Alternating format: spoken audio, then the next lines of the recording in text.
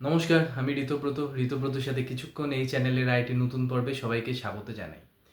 দেখুন, আমরা বাজেট অধিবেশনের প্রথম দিন থেকেই দেখছি যে সরকার পক্ষ কিন্তু একের পর এক বিস্ফোরণ ঘটিয়ে চলেছেন।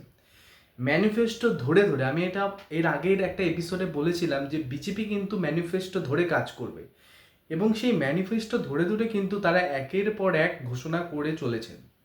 আপাতত যে বিষয়টাকে নিয়ে চর্চা তুঙ্গে সেটা হচ্ছে ইউসিসি নাকি চালু হতে চলেছে বাংলায়।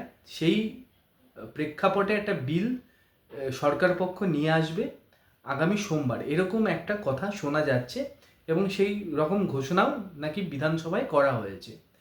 দেখুন, ইউসিসি মানে ইউনিফর্ম সিভিল কোড, অভিন্ন দেওয়ানি বিধি, অর্থাৎ আইন সবার জন্যই এক থাকবে। বিভিন্ন ধর্মীয় আইন, বিভিন্ন বিষয়ে যেমন সম্পত্তি, বিয়ে, দত্তক নেওয়া ইত্যাদি বিষয়ে যে ধর্মীয় আইন এখনও প্রাধান্য পায় সেটাকে একদম খারিজ করে দিয়ে সবার জন্য একই আইন সেটা বলবৎ হবে এবং সেই মর্মে কিন্তু একটা বিল আসতে চলেছে। দেখুন, আমরা যদি গোটা ভারতের প্রেক্ষাপটে দেখি, এটা কিন্তু এনডিএর একটা ঘোষিত সিদ্ধান্ত যে তারা সুযোগ পেলেই এই ইউসিসিটা লাগু করবে অ্যাক্রস দ্য কান্ট্রি। কিন্তু যেটা মুশকিল, ইউসিসি লাগু করাটা অত সহজ ব্যাপার নয়। সেখানে একটা স্পেশাল মেজরিটি যেমন দরকার হয়, তেমন রাজ্যগুলোর সাপোর্টও দরকার হয়। আমার মনে হয় যে এনডিএ গভর্নমেন্ট এই রুটটি নিয়েছে, যেখানে যেখানে তাদের সরকার রয়েছে সেই রাজ্যগুলোকে বলা হয়েছে যে তোমরা ইউসিসি লাগু করবার চেষ্টা করো এবং আলটিমেটলি সেটা করতে করতে করতে 2029 লোকসভার আগেই যদি বিজেপি নাম্বারটা জোগাড় করে নিতে পারে, তবে তারা হয়তো সেন্ট্রালি কেন্দ্রীয়ভাবে ইউসিসি লাগু করবে এবং এটা কিন্তু তাদের ম্যানিফেস্টোরই একটা অংশ। পশ্চিমবঙ্গের ম্যানিফেস্টোতেও ছিল যে ক্ষমতায় যদি বিজেপি আসে 6 মাসের মধ্যে ইউসিসি লাগু করা হবে। 6 মাস না, মাত্র এই 1.5-2 মাসের মাথায় ইউসিসির সংক্রান্ত বিল আনা হচ্ছে।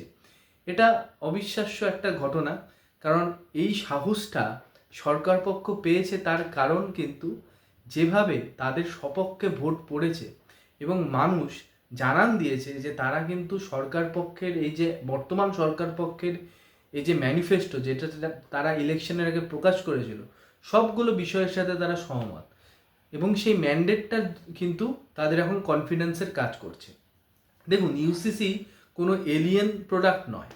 আমাদের সংবিধানের 44 নম্বর ধারায় এই ইউনিফর্ম সিভিল কোড লাগু করার কথা আছে, কিন্তু আমরা যদি দেখি আমাদের সংবিধানটা ভালো করে বুঝি, তবে এই অংশে পার্টিকুলারলি সংবিধানের এই অংশটায় প্রবাবলি পার্ট 4, সেখানে যে ধারাগুলো আছে সেগুলো হচ্ছে নির্দেশমূলক নীতির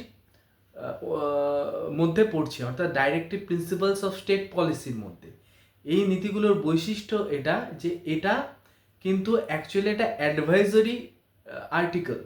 তার মানে তুমি এটা এখনই বলবৎ করবে এমন কোনো ইনস্ট্রাকশন সংবিধানে দেওয়া নেই, কিন্তু সংবিধান রাষ্ট্রনেতাদের রাষ্ট্রকে পরামর্শ দিচ্ছে যদি পরে সম্ভব হয় এটা লাগু করা উচিত, কারণ এটা দেশের পক্ষে মঙ্গলজনক। তো directive principles of state policy basically সেই ধারাগুলোর উল্লেখ করেছে যেগুলো দেশে লাগু হওয়া উচিত। যেমন পঞ্চায়েত ব্যবস্থাও ছিল কিন্তু ইউসিসির মধ্যে, মানে এই ডাইরেক্টিভ প্রিন্সিপালস অফ স্টেট পলিসির মধ্যে পঞ্চায়েত ব্যবস্থা প্রবর্তন করা হয়েছে। সেটা তো 1947 সালে করা হয়নি, আমরা জানি কোন সময় করা হয়েছে।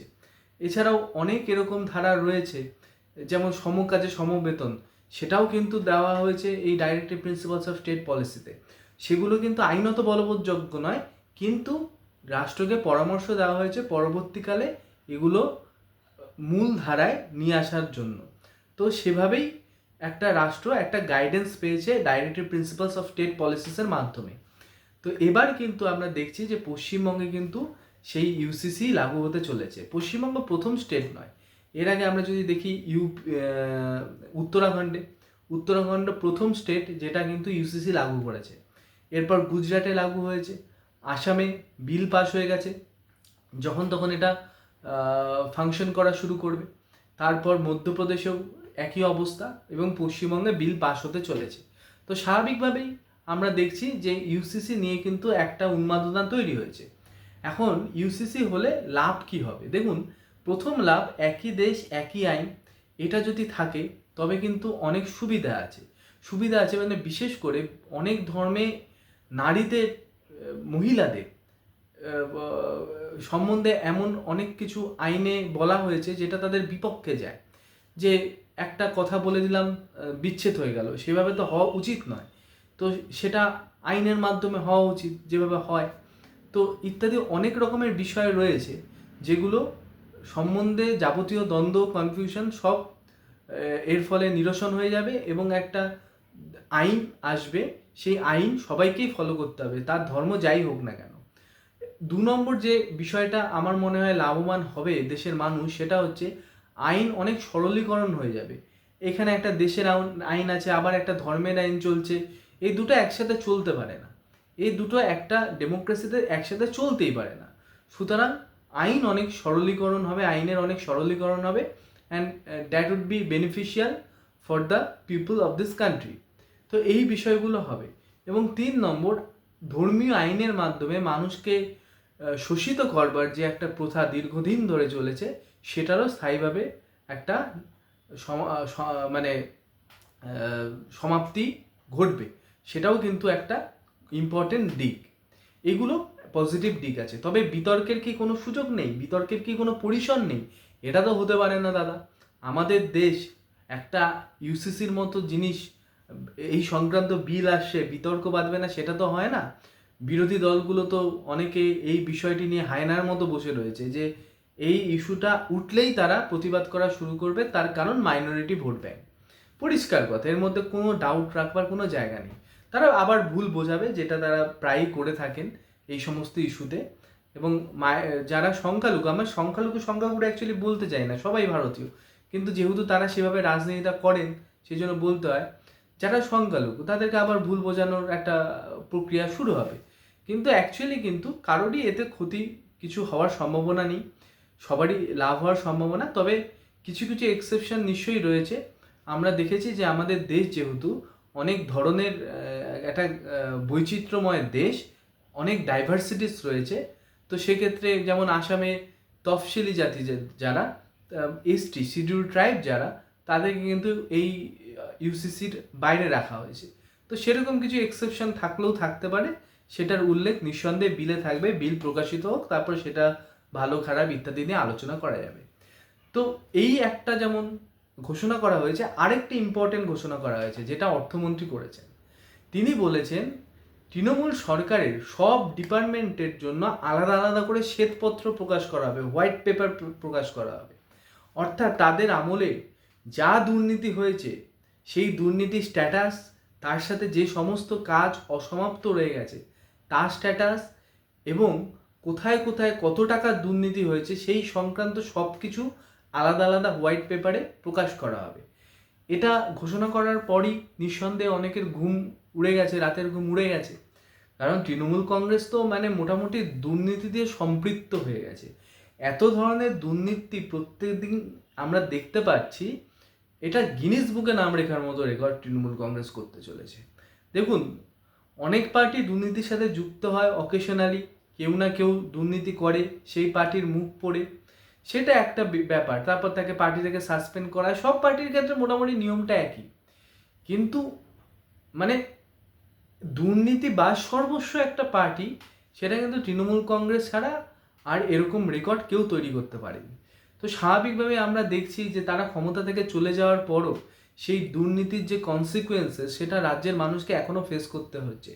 তারাতলায় যেটা হলো, অর্থাৎ বিভিন্ন ক্ষেত্রে বিভিন্ন জায়গায় এমন কোনো ডিপার্টমেন্ট নেই, এগ্রিকালচার বলুন, ইন্ডাস্ট্রি বলুন, আইটি বলুন, যে কোনো ডিপার্টমেন্ট, সেখানে তৃণমূলের দুর্নীতির কোপ পড়েনি এমন কোনো ডিপার্টমেন্ট নেই। সরকারি চাকরি বলুন, সর্বত্র। তো এর ফলে সরকার পক্ষ এখন চাইছে যে সেই দুর্নীতিগুলো প্রকাশ্যে আসুক, এবং দুর্নীতি ঠিক কত টাকার হয়েছে, কী সমস্ত প্রজেক্ট তারা নিয়েছিল এবং কতটা আন্ডান অবস্থায় রয়েছে, কিভাবে প্রজেক্টগুলো কমপ্লিট করা যেতে পারে ইত্যাদি সমগ্র বিষয়টা আলাদা আলাদা হোয়াইট পেপারে তারা নিয়ে আসতে চলেছেন। এর ফলে যেটা হবে, সরকারের একটা লাভ হবে, কারণ সরকার বিভিন্ন প্রজেক্টের কারেন্ট স্ট্যাটাস বুঝতে পারবে, সেখানে কত টাকার গরমিল হয়েছে সেটা ধরতে পারবে, এবং সেই অনুযায়ী পরবর্তীতে কিভাবে প্রজেক্টগুলো কমপ্লিট করা যায় সেই বিষয়ে একটা তারা রূপরেখা তৈরি করতে পারবে। একটা রাজনৈতিক লাভও অবশ্যই আছে। তৃণমূল সরকারের যেটুকু দুর্নীতি ঢাকা ছিল সেটাও প্রকাশিত হয়ে যাবে, তো এটা তো অবশ্যই একটা রাজনৈতিক লাভ।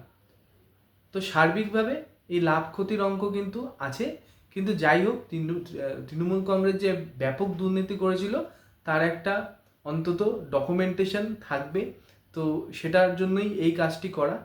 এর সাথে সাথে সরকার আরও ঘোষণা করেছে যে একদম যে সমস্ত ক্যাগ রিপোর্ট এখনও প্রকাশিত হয়নি সেটা প্রকাশ করা হবে, এবং আরও বিভিন্ন বিষয় যাতে করাপশনকে একদম চিরস্তরে স্টপ করে দেওয়া যায়, ফুল স্টপ করে দেওয়া যায়, এরকম বিভিন্ন স্টেপ তারা গ্রহণ করবে। তো এই দুটো বিষয় নিয়ে বিধানসভায় আপাতত জোর চর্চা হচ্ছে। এই দুটো বিষয়ের আলটিমেট স্ট্যাটাস কি দাঁড়ায় সেই বিষয়ে আমাদের সবার নজর থাকবে। আপনারা দেখতে থাকুন এই চ্যানেল, আর চ্যানেলটি সাবস্ক্রাইব করুন, চ্যানেলটির পাশে থাকুন। ধন্যবাদ, নমস্কার।